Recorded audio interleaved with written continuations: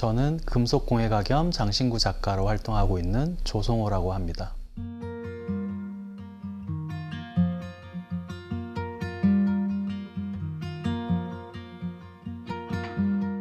최근에는 두 가지 작업을 병행하고 있는데요. 은으로 그릇을 만드는 작업이랑 장신구 작업을 하고 있고요. 기존에 장신구 작업 위주로 작업을 하다가 한 3, 4년 전부터 금속 본연의 느낌을 살릴 수 있는 작업을 시도하면서 요즘은 그 비중이 아마 금속 작업으로 조금 더 많이 진행되고 있는 상황입니다. 장신구와 은기 시리즈를 병행해서 출품을 하는데요. 본질은 어쨌든 금속의 그 고유의 특성을 활용해서 은기 작업은 하였고요. 그 다음에 이제 장신구 같은 경우에 거기에다가 타재료, 이제 금속에서 조금 부족하다고 생각하는 색상이라든지 아니면 뭔가 메시지라든지 그것들을 같이 섞어서 작업을 한 걸 이번 출품하게 됐습니다.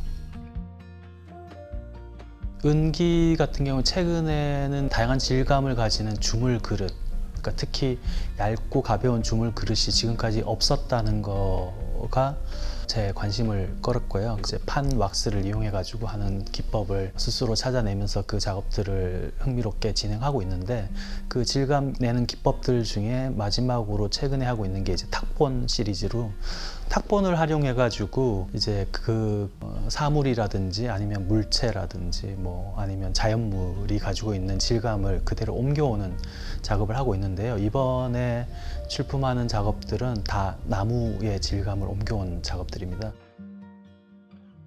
장신구는 이제 몸을 배경으로 해가지고 다양한 표현들을 할 수 있다는 게 특별한 의미가 있었고, 다양한 재료들을 접목시켜서 사용할 수 있기 때문에 금속이 가지는 조금 단점이라고 할까요? 이렇게 색상이 다양하지 못하다는 것, 금색, 은색 몇 가지 색깔 외에는 표현할 수 없다는 게 조금 지루하다는 느낌이 있었는데, 그걸 해결할 수 있는 게 이제 장신구 작업이었기 때문에 장신구에 관심을 가지게 됐습니다.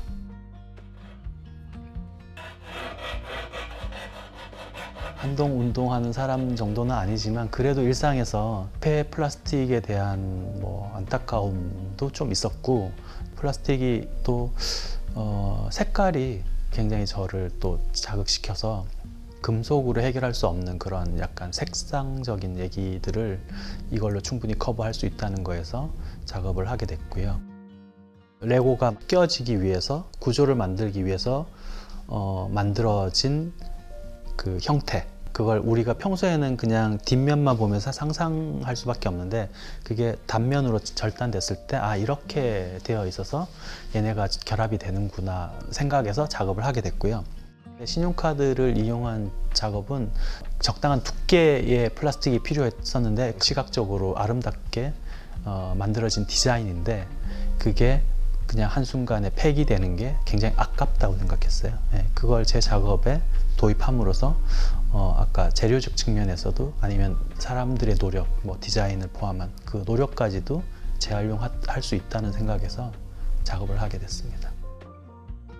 현대 장신구가 크기에 조금 구애를 받지 않는 편이에요. 일반인들이 생각하는 브로치로서의 개념을 생각하면 뭐 한 서너 배 큰 거기 때문에 조금 부담이 될 수 있죠. 그런데 부피감을 줄였고, 어쨌든 플라스틱이다 보니까 금속보다는 훨씬 가볍기 때문에 사이즈가 커져도 착용이 그렇게 불편하지는 않은 그런 것들을 해결하면서 작업을 했습니다. 공예는 오롯이 다 쓰임은 있어야 된다라는 거는 저는 잘 모르겠어요. 일상에서 뭔가 삶을 조금 흥미롭게 하고 즐겁게 해주고 신선함도 주고 뭐 어떤 면에서 감동도 줄 수 있는 그런 사물들을 만들어내는 게 공예라고 생각을 하고 있습니다. 네.